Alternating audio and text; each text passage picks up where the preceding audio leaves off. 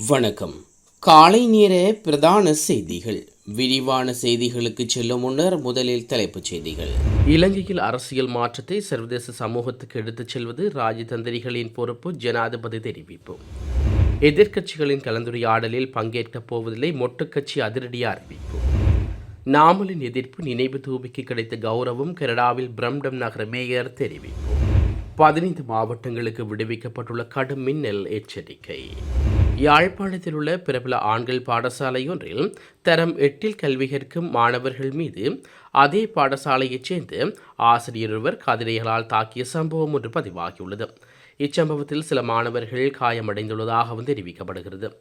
அந்த பாடசாலையில் கல்வி கற்கும் குறித்த ஆசிரியர் வகுப்பு ஒன்றுக்கு சென்று சத்தம் எழுப்பிய மாணவர் யாரென கேள்வி எழுப்பியதாக கூறப்படுகிறது.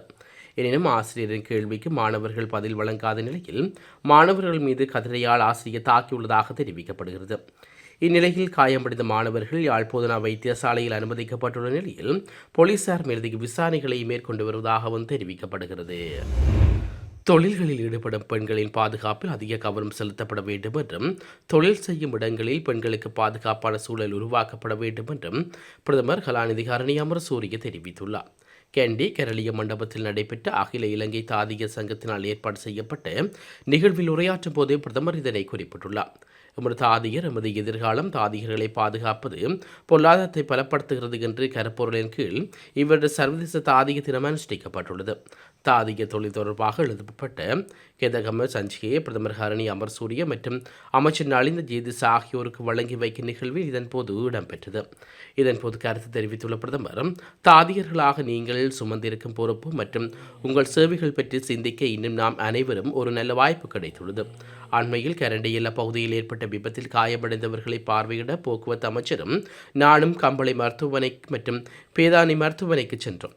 நான் ஒரு மருத்துவமனைக்கு செல்வது இதுவே முதல் முறை இல்லை என்றாலும் ஒவ்வொரு முறை அங்கு செல்லும் போதும் எங்கள் தாதியர்கள் வழங்கும் அர்ப்பணிப்பு மற்றும் சேவைகளை பார்த்து நான் வியப்படுகிறேன்.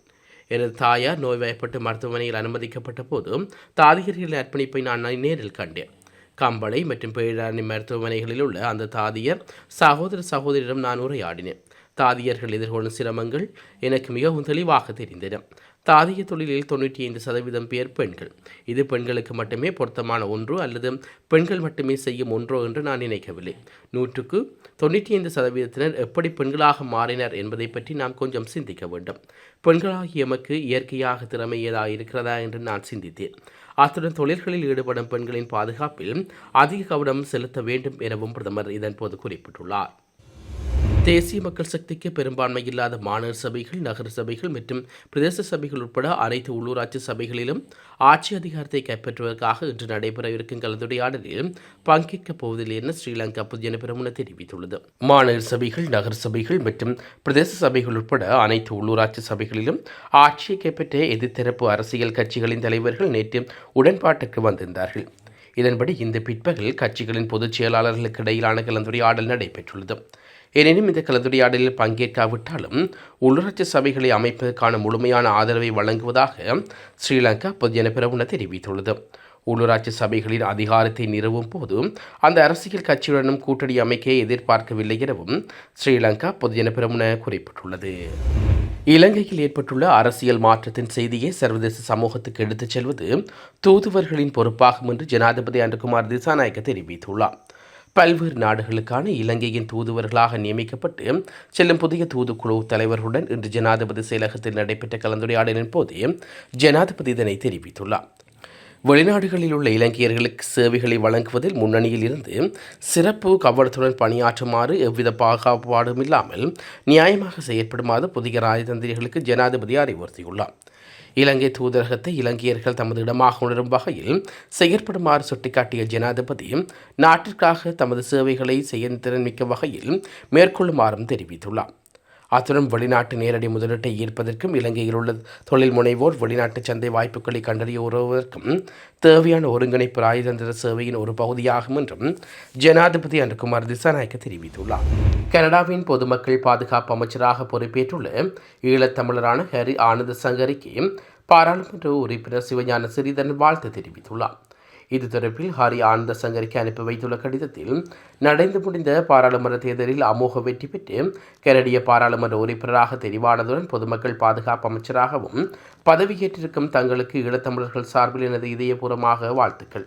அரசியல், பொருளாதார, சமூக காரணங்களால் வலிந்து ஒதுக்கப்பட்டுள்ள ஈழத்தமிழர்கள் மக்களில் நேரடி பிரதிநிதியாக தாங்கள் உங்கள் தனிமனித வாழ்வில் எதிர்கொண்ட ஏராளமான தடைகளையும் சவால்களையும் உந்தி கடந்ததன் விளைவாய் ஈழத்தமிழர் வம்சாவளியைச் சேர்ந்த ஒருவனாக சமூக நீகமிக்க மக்கள் தொண்டனாக இருந்து பிற அரசியல் பணியில் அடியெடுத்து வைத்து இன்று கனேடிய பாராளுமன்ற உறுப்பினராகவும் பொதுமக்கள் பாதுகாப்பு அமைச்சராகவும் பெருமிதத்தோடு பதவியேற்றுள்ளமை காலத்தின் மிகச்சிறந்த பதிவாகும். சவால்களின் எல்லைகளை கடந்து நிமிந்தெழுந்து நிற்கும் ஈழத்தமிழர்களின் பிரதிநிதியாக தங்கள் ஈழத்தமிழர் நலன்சார் விடயங்களிலும் அரசியல் விவகாரங்களில் இதய சுத்தியோடு இணைந்து செயற்படுவீர்கள் என்ற பெரு நம்பிக்கையோடு உங்கள் வெற்றிக்கான வாழ்த்துக்களை கூறுகிறோம் என்றும் அவர் குறிப்பிட்டுள்ளார். கனடாவில் நிர்மாணிக்கப்பட்டுள்ள முள்ளிவாய்க்கால் நினைவு தூபியை இலங்கை பாராளுமன்ற உறுப்பினர் நாமல் ராஜபக்ச குடும்பம் எதிர்ப்பதானது அந்த நினைவு தூபி கிடைத்த கௌரவமாகும் என கனடாவின் பிரம்டன் நகர மேயர் பெட்டிக் பிரவுன் தெரிவித்துள்ளார். குறித்த நினைவு தூவிக்கு எதிர்ப்பை வெளியிட்டு தமது எக்ஸ் பக்கத்தில் பதிவொன்றை இட்டிருந்த ஸ்ரீலங்கா பொதுஜன பெரமுனவின் நாடாளுமன்ற உறுப்பினர் நாமல் ராஜபக்ச கனடாவின் முள்ளிவாய்க்கால் நினைவு சின்னம் திறக்கப்பட்டமை தொடர்பில் இலங்கை அரசாங்கம் உடனடியாக ராஜதந்திர நடவடிக்கைகள் எடுக்க வேண்டும் என்று வலியுறுத்தியிருந்தார்.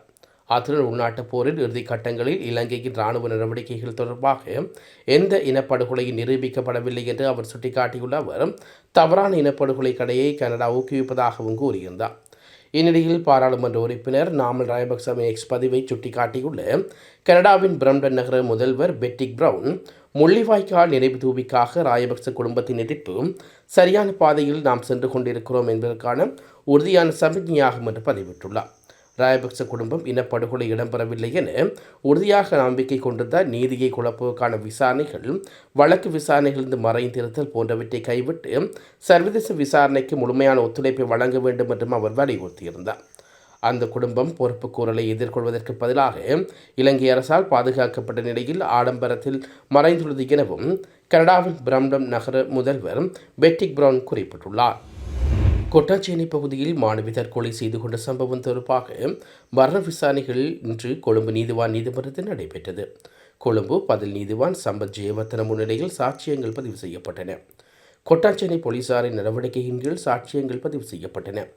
இதன்போது முதலாவதாக மாணவி உயிர்மாய்த்த அடுக்குமாடி குடியிருப்பின் தலைவரிடம் சாட்சியம் பதிவு செய்யப்பட்டது. பின்னர் இருந்த மாணவியின் தாயாரின் சாட்சியம் பதிவு செய்யப்பட்டது. பின்னர் மேலும் பலரின் சாட்சியங்களை பதிவு செய்யும் நடவடிக்கை 22ஆம் தேதி வரை ஒத்திவைத்த நீதிவான் அன்றைய தினம் மாணவியின் தாயாரிடமிருந்து மேலதிக சாட்சியங்களை பதிவு செய்யவும் உத்தரவிட்டுள்ளார். 7 மாதங்களில் ஒப்பின் விலை 400 ரூபாயாக உயர்வடைந்துள்ளது என தேசிய சுதந்திர முன்னணியின் தலைவர் விமல் வீரவன்ச குற்றம் சுமத்தியுள்ளார். ஒரு பேக்கெட் உப்பின் விலை 60 ரூபாய்க்கு 70 வருடங்கள் சென்றதாகவும் 7 மாதங்களில் அது 400 ரூபாயாக உயர்வடைந்துள்ளது எனவும் அவர் தெரிவித்துள்ளார்.